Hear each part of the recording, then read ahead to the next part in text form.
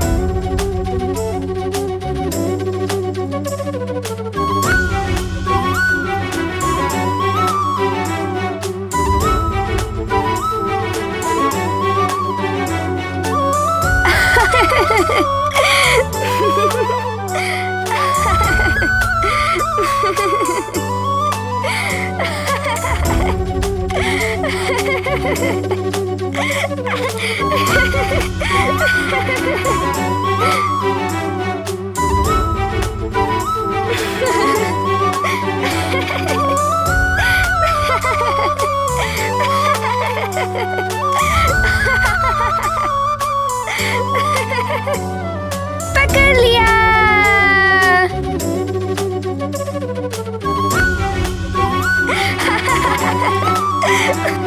पकड़ लिया।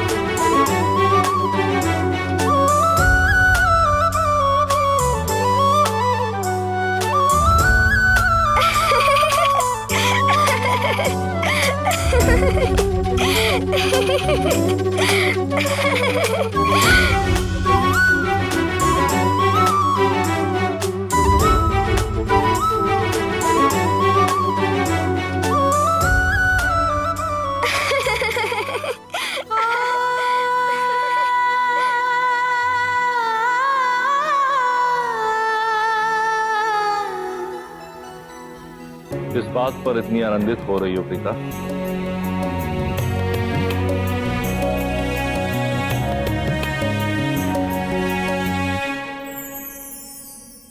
देखिए ना स्वामी, आंजन्य की बाल क्रीड़ाएं दिन प्रतिदिन मनमोहक और लुभावनी होती जा रही है, और बल पराक्रम में तो वह आपके समान प्रतीत होता है। क्यों ना आंजन्य का नाम शिवांशी उचित रहे? अच्छा, आप ही बताइए कृपानिधि, आपको कौन सा नाम पसंद है? बहन लक्ष्मी द्वारा चुना गया हरीश्वर, या बहन सरस्वती द्वारा दिया गया वेदांश, या फिर शिवांश?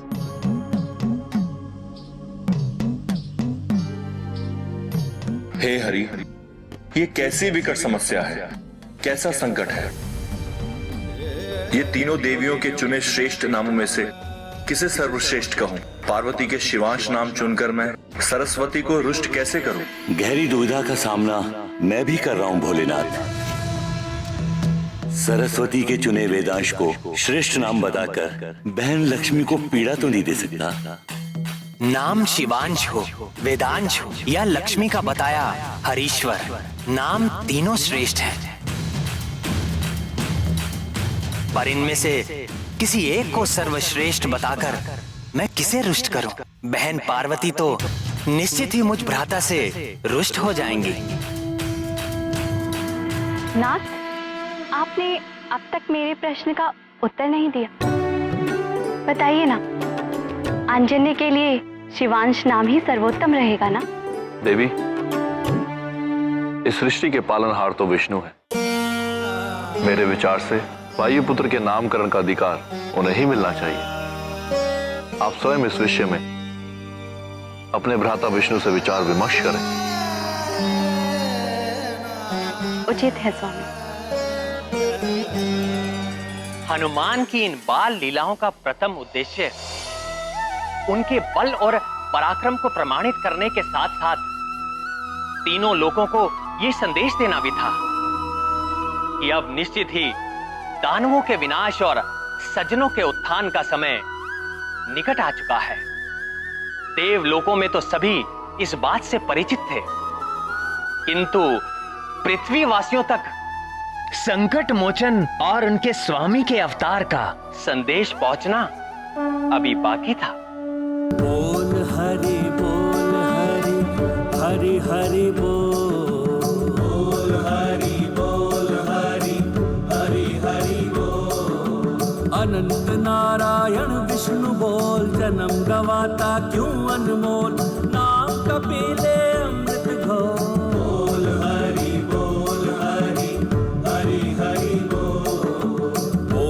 हरि बोल हरि हरि बोल।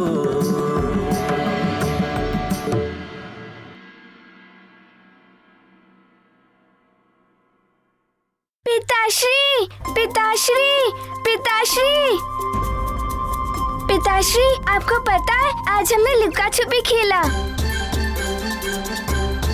हमें बहुत आनंद आया। अरे वाह, हमारे लल्ला ने लुका छिपी खेली।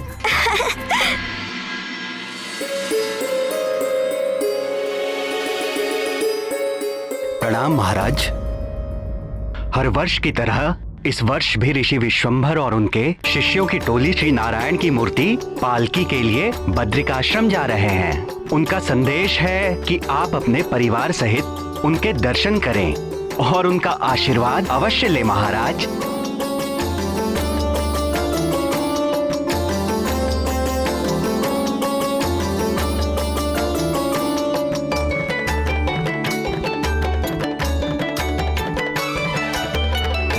सुमेरु की सीमा पर रहने वाले ऋषि विशंबर पिछले 50 वर्षों से मौन व्रत धारण किए हुए थे। व्रत के कारण वो अपने इष्ट नारायण की मूर्ति के सिवाय ना तो किसी से बात करते और ना ही किसी पर दृष्टि डालते। उन्हें नारायण के नाम के सिवाय और कुछ नहीं सुहाता था।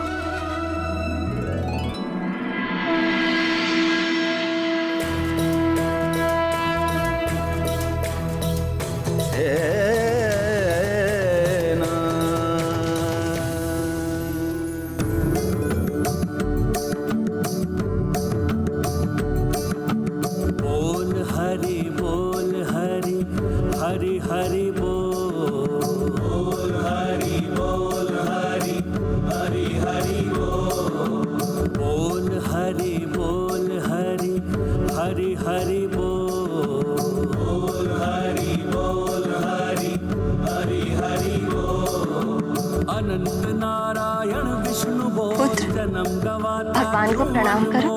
नाम कपिले अमृत घोल। हरि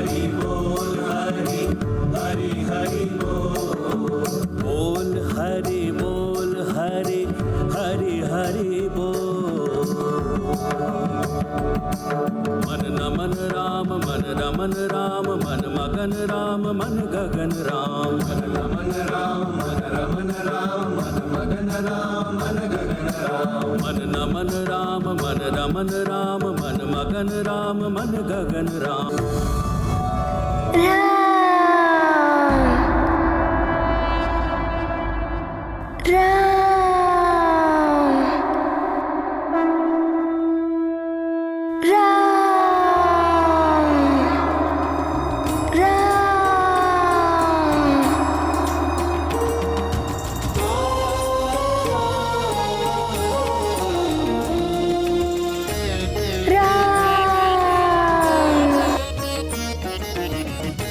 राम नहीं बेटा, भगवान नारायण।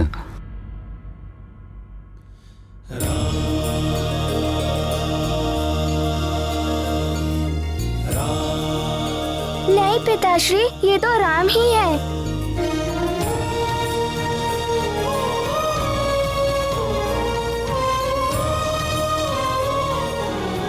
पुत्र,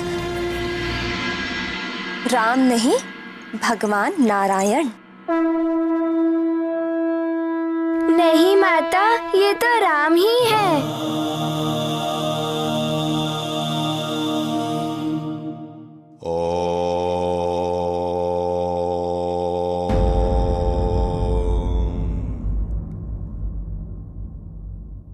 सत्य वचन भगवान, सत्य वचन।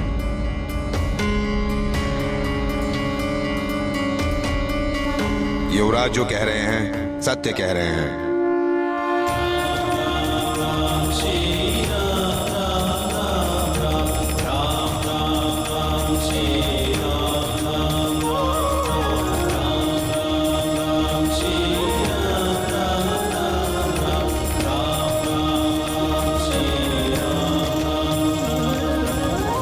प्रभु की लीला अपरंपार है महाराज केसरी।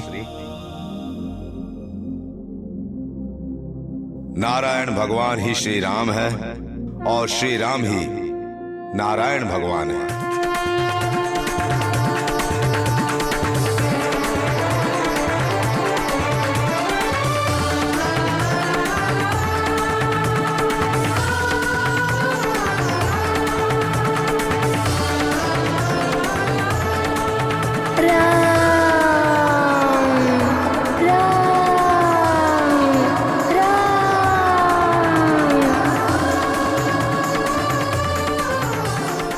अति सुंदर।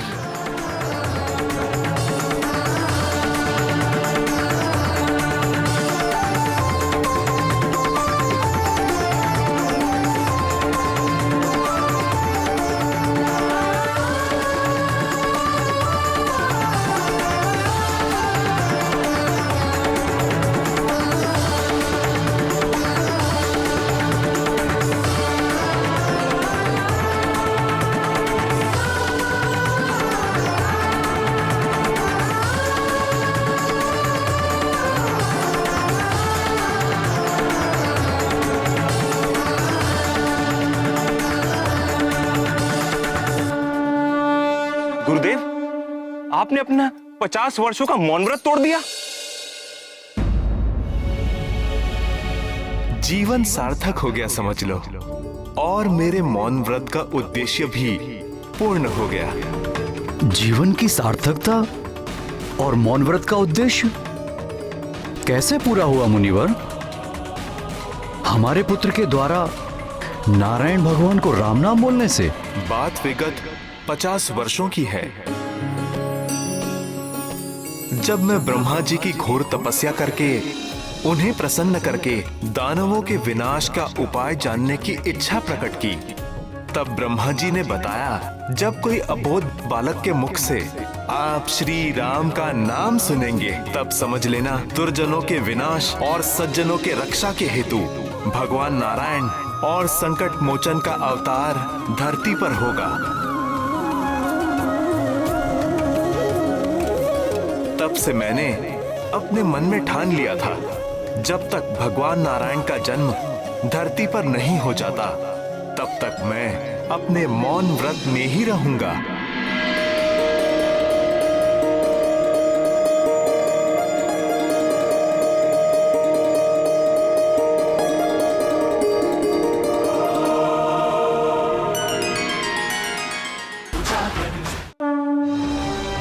हे शांतिदाता राम भक्त, आपने हमें भगवान श्री नारायण और उनके परम भक्त संकट मोचन के अवतार की सूचना देकर के कृतार्थ कर दिया। इसके लिए आपको कोटि कोटि वंदन।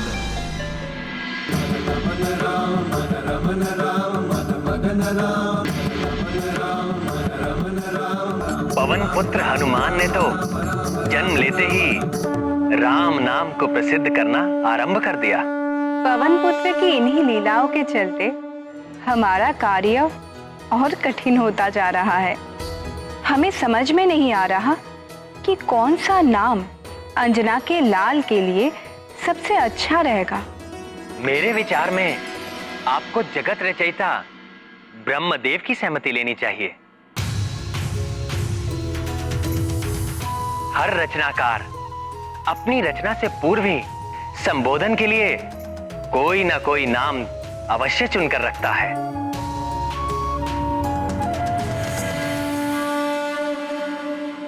हे विधाता,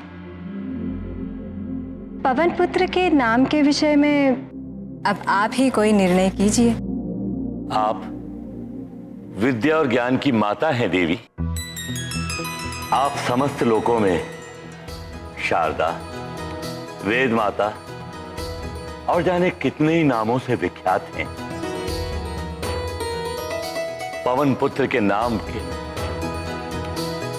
आपसे सुंदर निर्णय भला किसका हो सकता है? अर्थात अब ये निर्णय हम देवियों को ही करना होगा।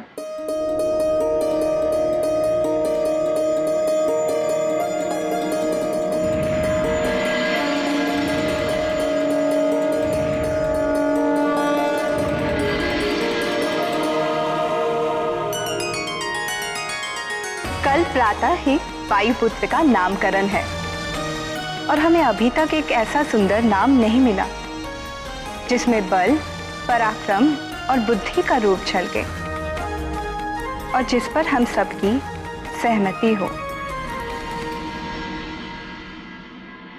और अब तो नामकरण की तैयारी भी आरंभ हो चुकी है।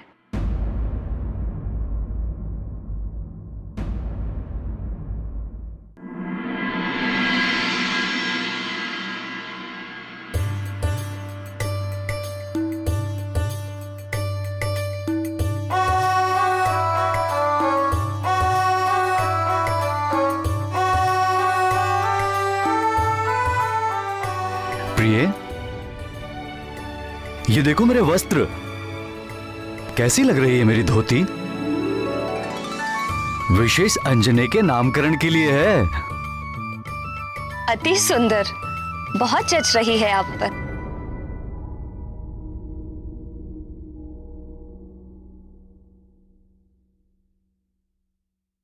हे शिव शंभू, हे शिव शंभू,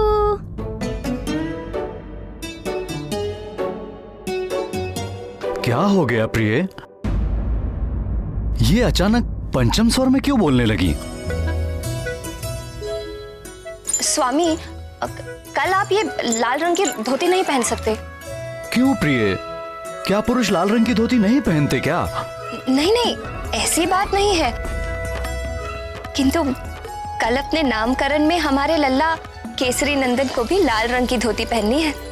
तो ठीक ही है ना, पिता और पुत्र दोनों एक ही रंग में सुहाने लगेंगे। आप लाल रंग पहन सकते हैं, किंतु कल नहीं। कल तो हमारे लल्ला का विशेष उत्सव है, इसीलिए केवल और केवल केसरी नंदन ही विशेष लगने चाहिए। और यदि कोई अतिथि लाल रंग की धोती पहनकर आ गया तो? आप लाल रंग की धोती नहीं पहन रहे हैं बस। और हाँ, आपने अपने विवाह में जो धोती पहनी थी वो आप पर बहुत जचती है। आप चाहे तो। मैं लाल रंग की धोती ही पहनूंगा बस। आप लाल धोती नहीं पहनेंगे, नहीं पहनेंगे, नहीं पहनेंगे। मैं केवल लाल रंग की धोती ही पहनूंगा, लाल रंग की।